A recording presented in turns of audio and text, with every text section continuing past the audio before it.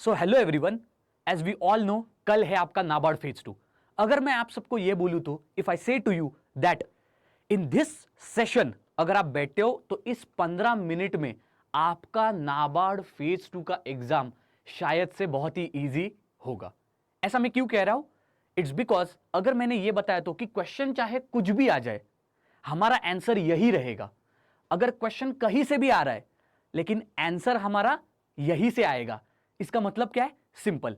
आज हम डिस्कस करने वाले हैं, today we will discuss 200 keywords जो कि नाबार्ड के डिस्क्रिप्टिव आंसर राइटिंग में ईएसआई और एआरडी सब्जेक्ट्स में जो भी डिस्क्रिप्टिव आंसर राइटिंग होगा और साथ ही साथ में जो आपका इंग्लिश का ऐसे होगा उसमें ये कीवर्ड्स अगर लिखते हो तो 100% आपको NABARD phase 2 descriptive answer writing in total बहुत ही बढ़िया मार्क्स मिलेंगे। And it has been proof, you ask any toppers or you ask the previous year students who have given NABARD phase 2 exam, अगर आप अपने आंसर में बहुत इंपॉर्टेंट कीवर्ड्स, थीम्स, वर्ड्स अगर ये लिखते हो तो आपको NABARD phase 2 descriptive answer writing में, ईएसआई में, एआरडी में, एसए में बहुत अच्छे मार्क्स मिलते हैं। तो let's today see that in total कि नाबार्ड में कौन से कीवर्ड्स हम अपने आंसर में लिख सकते हैं। अब ये मैटर नहीं करता कि कौन सा क्वेश्चन आ रहा है, ईएसआई में आ रहा है, एआरडी में आ रहा है, एनिमल हस्बेंड्री आ रहा है कि ग्लोबलाइजेशन आ रहा है टैक्सेशन का क्वेश्चन या फिर आ रहा है कोई भी हॉर्टिकल्चर का क्वेश्चन, हमें उससे लेना देना नहीं है। हमें देखना है कि ये कीवर्ड्स है तो ये कीवर्ड मैं याद रखूंगा और इन कीवर्ड्स को यूज करूंगा मेरी बॉडी में, इन कीवर्ड्स को यूज करूंगा मेरे इंट्रो में और मेरे कंक्लूजन में। ठीक है, सो आप सबको पता होगा नाबार्ड का ये हमारा इन टोटल फेज 2 का सिलेबस है। हम सभी को पता है डिस्क्रिप्टिव आंसर राइटिंग कहां पे हमारे है, जनरल इंग्लिश में, ऐसे है, प्रेसी है, लेटर है और यहां पर है 50 मार्क्स का आपका economic and social issues and agriculture and rural development का आंसर राइटिंग। ओवरऑल अगर मैं बात करूं आपसे, so let's start with the keywords of hours. पहले हम कीवर्ड के बारे में बात करते हैं, उसके बाद इसी सेशन में आप वेट करना, मैं बस इस सेशन में कीवर्ड नहीं बताने वाला हूं, मैं ये भी बताऊंगा कि कैसे, हाउ वी कैन सॉल्व और we can dedicate time for each question. हर एक क्वेश्चन को कितना टाइम देना है ताकि हमारे पास एक सेपरेट थोड़ा टाइम भी हो, ताकि हम टोटल हमारे डिस्क्रिप्टिव आंसर राइटिंग को रिव्यू भी कर सके। सो टाइम एलोकेशन भी देखेंगे एंड कीवर्ड्स का तो हम डिस्कशन स्टार्ट करते हैं। So first ESI and ARD we will start with keywords for economy. पहले कीवर्ड्स इकोनॉमी के देखते। So creative destruction of capital, ease of doing business, one nation, one tax, one election, one market, one licence, कितनी अच्छी line है। Principle of subsidy, साफ नियत सही विकास। Imagine करो कि ऐसा कंक्लूजन में ये आपने लिख दिया, साफ नियत सही विकास, सबका साथ सबका विकास। उसके बाद chronic socialism, chronic capitalism, stigmatise capitalism, limited liability, little liability, then policy paralysis, good then other than that if you see the important one, ongoing accountability versus episodic accountability, उसके बाद power of purse, governance trap, micro management of states, GST technology. उसके बाद यहां पर आप देख सकते हो DNA approach, what is this, dialogue, negotiation and action. उसके बाद centralised, confrontational, cooperative, competitive, cooperative, collaborative, creative, constructing, converging, ये जितने भी सी के वर्ड है, C6, C7, C8 ऐसे याद कर लो। It is very very useful. आप ये कभी भी ये जो वर्ड्स है, it doesn't really matter, agricultural crisis का क्वेश्चन है, कोई ऐसे है या फिर इकोनॉमी का, किसी भी इंटरनेशनल रिलेशन, WTO का क्वेश्चन, ग्लोबलाइजेशन का question, can't we write centralized confrontational, cooperative, competitive, cooperative? This approach, C6 approach should be followed in agriculture, C6 approach could be followed in economy, C6 approach could be followed in world trade। Simple सी बात है और examiner also will know, wow ये कुछ तो भाई innovative लिखा है, C6 वगैरह फॉर्मूला वगैरह, राइट। दीज आर कीवर्ड्स, देख लो जरा इनको, ईएसआई में भी यूज कर सकते हो, एआरडी में भी यूज कर सकते हो।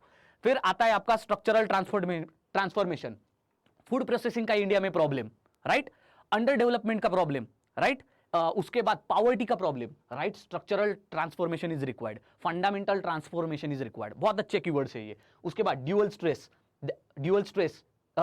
Distress, it may be women के कंटेक्स्ट में, it may be even your balance sheets of banks और it may be even development in the economy and environment. ये होता है ड्यूअल डिस्ट्रेस, मतलब दो प्रॉब्लम एक साथ कैसे हैंडल करे। सो सच कीवर्ड्स। 5 आईज, ये देखो अपने एग्रीकल्चर का एक 5 I approach, irrigation, investment, infrastructure, insurance, intensification, यही तो चाहिए इंडियन एग्रीकल्चर में। 5 आई चाहिए, ऐसा अगर आप लिखते हो कंक्लूजन में, इमेजिन करो ऐसा आप एक पॉइंट लिखते हो तो कितने अच्छे मार्क्स मिलेंगे। Then viability, profitability and sustainable agriculture, कितना बढ़िया कीवर्ड है ये। वायबल मतलब क्या, जो एक ऐसा एग्रीकल्चरल एक्टिविटी जो आप मतलब सही फॉर्म में चले और आपको इनफ इनकम दे। प्रॉफिटेबिलिटी मतलब जो भी काम कर रहा हूं उसमें भाई कुछ ना कुछ अच्छा पैसा मिले। एंड सस्टेनेबल मतलब जो भी काम कर रहा हूं it is not exploitative and at the same time it is also in sustainable way. Then अगर आप देखते हो और कुछ कीवर्ड्स की अगर हम बात करें, लैब टू लैंड, कभी भी सॉइल का कोई भी क्वेश्चन आए या फिर अगर आप सॉइल फर्टिलिटी के बारे में कोई भी पॉइंट लिख रहे हो, इस पॉइंट को मत भूलना, लैब टू लैंड। हमारा जो किसान क्रेडिट कार्ड है that is also based on this principle only. Second generation land reforms, fork to farm rather than farm to fork, कितना बढ़िया लाइन है ये। इमेजिन करो एग्रीकल्चर के ऊपर कोई ऐसे आ गया आपके पास, suppose one essay is there and in that essay you are writing fork to farm. What do you mean by fork to farm? What you are eating the food from that to what is being cultivated in the farm, rather than from farm to fork. What it means is कि rather than just agricultural provision to our citizens, it should be a complete cycle. So from fork to farm rather than farm to fork. Very nice line. Per drop more crop. We all know सिंचाई योजना, हर खेत को पानी. Again, very good line. You can even use those. Green revolution, second green revolution, evergreen revolution, 3 चीजें हैं, you can use it wherever you want. Scale neutral technology, okay you can use that. Then other than that if you see hidden hunger, net water exporting country, net exporter of knowledge, skill, seed, technology, कितने कितने अच्छे topics है और अच्छी lines है जो आप readily अपने आंसर में, आपको कुछ नहीं है, लाइन उठानी है, वर्ड उठाना है, कीवर्ड ये आंसर में डालना है, राइट? तो इतनी मेहनत करके ये जो आपको वर्ड्स मिल रहे हैं, यूज देम प्रॉपरली. दूसरी चीज, ये कीवर्ड्स अगर आपको चाहिए तो कमेंट सेक्शन में please mention that sir we need this keywords. I know कि अभी आपके नाबार्ड फेज 2 एग्जाम के लिए स्टिल 10-12 घंटे स्टिल बचे, लेकिन इमेजिन करो कि आपने 15 दिन जो पढ़ाई की है, अगर मैं बताऊं कि आपको 15 मिनट में अगर आपको ये लिस्ट मिलती है तो how much beneficial it will be to you, right? 15 minute में अगर ये 200 कीवर्ड्स अगर आपके हाथ में हो, आप तो सब रट के चले जाओगे और अपने आंसर्स में यही गोलियां बरसाओगे, right? This is what we want. Then Indian agriculture in ICU, irregular, cyclic, seasonal, uncertainty, uneven distribution of monsoon. कितनी बढ़िया लाइन है. मॉनसून, पूरे इंडियन एग्रीकल्चर के प्रॉब्लम्स को एक ही पॉइंट में समअप किया, ICU, irregular, cyclic, seasonal, uncertain, uneven distributed monsoon. बहुत बढ़िया. Then universalisation, JAM trinity plus Bapu. Then horti tourism, horticulture तो पता है लेकिन हॉर्टी टूरिज्म कभी नाम सुना है? दिस इज द कीवर्ड, इसलिए न्यूज़पेपर पढ़ना बहुत जरूरी है. Then yes, oyster of global dairy industry, back to the villages movement या फिर बैक टू विलेजेस रिवोल्यूशन. क्या है ये back to villages revolution? You can quote about Mahatma Gandhi की रियल इंडिया गांवों में रह रहा है, तो हमें भी स्मार्ट सिटी वगैरह तो बनानी है लेकिन उस तरह स्मार्ट विलेज भी बनाना है. Move towards village, right? Then comes next demography के रिलेटेड. ईएसआई के साथ साथ एग्रीकल्चर के हमने कंप्लीट कर लिया. Now we are looking at little bit which are associated with demography और maybe human economy. Okay, human geography, human economy. Demographic bulge, demographic bulge मतलब क्या? टोटल जो हमारा डेमोग्राफी होता है, डेमोग्राफिक डिविडेंड होता है, वहां पर बल्ज हो जाता है. Okay. Then golden mean between ideological rigidities and mindless aping of west. ये तो ठीक है, if you want to use them you can use. जो कीवर्ड्स आपको लगते हैं कि मैं यूज कर सकता हूं, कर सकती हूं, ऑलवेज हैव दोस. ठीक है. सॉफ्ट डिप्लोमेसी, बहुत बढ़िया कीवर्ड है ये. ठीक है. Demographic dividend, no DD that is delivery of desired inputs, and then demographic disaster. हर कोई अपने आंसर में अगर डेमोग्राफी के रिलेटेड क्वेश्चन आता है तो डेमोग्राफिक डिविडेंड लिखेगा, लेकिन कोई भी ये नहीं लिखेगा कि डेमोग्राफिक डिजास्टर क्या होता है. So good keyword. Then from right to education to right to learning. Education के कंटेक्स्ट में कोई ऐसे आया तो लिख देना कि राइट टू एजुकेशन सबके पास है लेकिन राइट टू लर्निंग है क्या, right? Then bridging learning deficit, skill capital, right? Human capital पता है, सोशल कैपिटल पता है, ये स्किल कैपिटल क्या है, राइट? तो कीवर्ड हो गया. Constructed happiness, right? इंडिया के कंटेक्स्ट में ह्यूमन जो हमारा हैप्पीनेस इंडेक्स है, कितनी इंडिया रैंक करती है, तो कंस्ट्रक्टेड हैप्पीनेस वहां से आता है. Winner takes it all approach.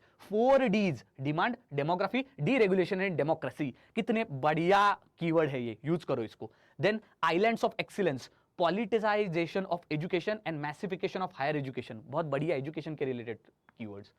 Then संकल्प से सिद्धि, न्यू इंडिया 2022, सर्वश्रेष्ठता भारत जगत गुरु, कितनी अच्छी लाइन है। इमेजिन करो इकोनॉमी में India as a third largest economy, इसके ऊपर कोई क्वेश्चन आता है और आप ये लिखते हो that India's future lies bright in the world economy and India can definitely become Sarvashreshth Bharat Jagat Guru.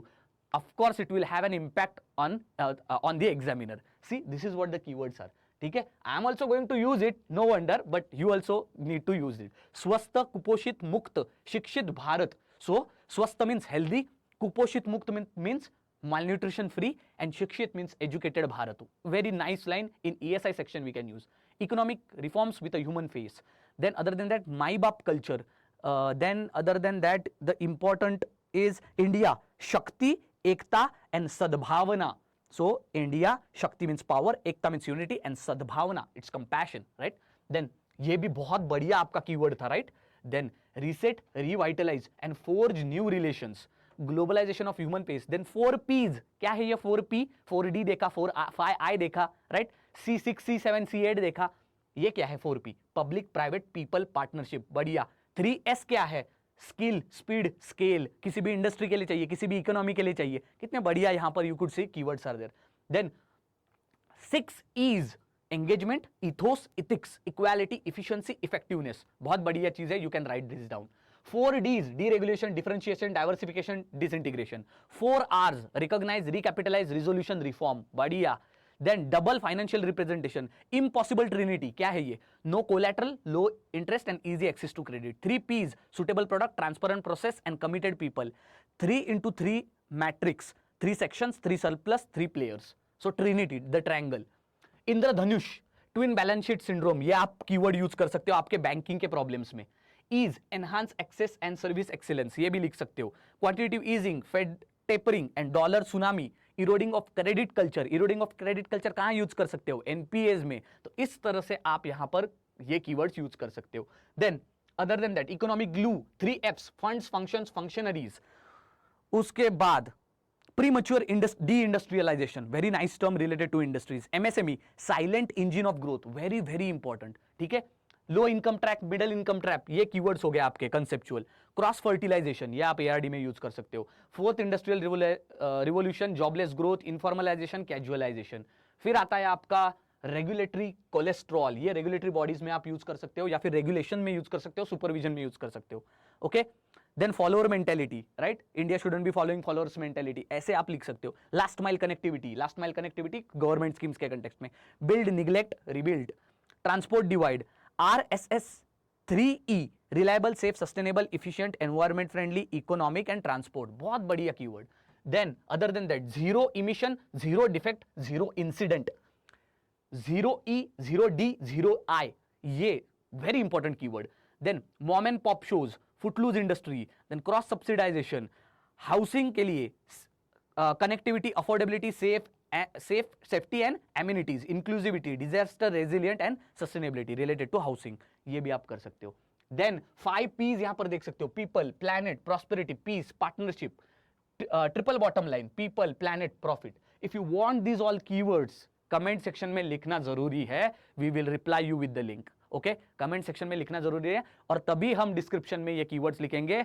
10-12 घंटे बचे हैं, मैं बता रहा हूं. It will be helpful for your tomorrow's exam, पहले ही बता रहा हूं. Right to prosperity, polluter pays, जो पोल्यूशन करता है वो पे करता है. बहुत बढ़िया कीवर्ड है. हाँ, ये क्लाइमेट के कंटेक्स्ट में. Climate justice, climate diplomacy, global common. Climate का जो टॉपिक है ना, एआरडी के लिए बहुत इंपॉर्टेंट है, ईएसआई के लिए भी बहुत इंपॉर्टेंट है. देखो कितने बढ़िया बढ़िया कीवर्ड्स है. Climate refugees, carbon space, carbon budget, decarbonisation, carbon capture and storage, carbon offsetting, carbon sequestration, polluter page, climate justice, climate diplomacy, next generation climate resilient infrastructure. क्या वर्ड है ये? अगर आप ये लिखते हो आपके सॉल्यूशन में, how beautiful your answer would be. Then precautionary principles, intergenerational equity, adaptation versus mitigation, waste to energy, waste to wealth, global stock taking. Then last some words, invisible unpaid work, women के context में, dual burden of work, women के context में, latent benefits and manifest benefits. Then 3 C's, convince, confuse and corrupt. ये आप यहाँ पर कहाँ पर यूज कर सकते हो? ये ऑफ कोर्स कोई भी अगर illicit activity हो रही है, or maybe any problem is there, then you can use this. Then missing women and unwanted girls, very very important in context of gender in ESI. Other than that, breaking the glass ceiling, again very important in from the gender point of view. Intergenerational cycle of poverty से related ये, okay. Then other than that, one more keyword is there which was not written here, which is the islands of prosperity, the islands of prosperity in the oceans of poverty. Okay, yeah, this is the thing. No, the islands of poverty within the ocean of prosperity, ये भी है keyword, search कर लेना, internet पे मिल जाएगा, ठीक है. Nutritional mapping, win win win situation, that means win win situation.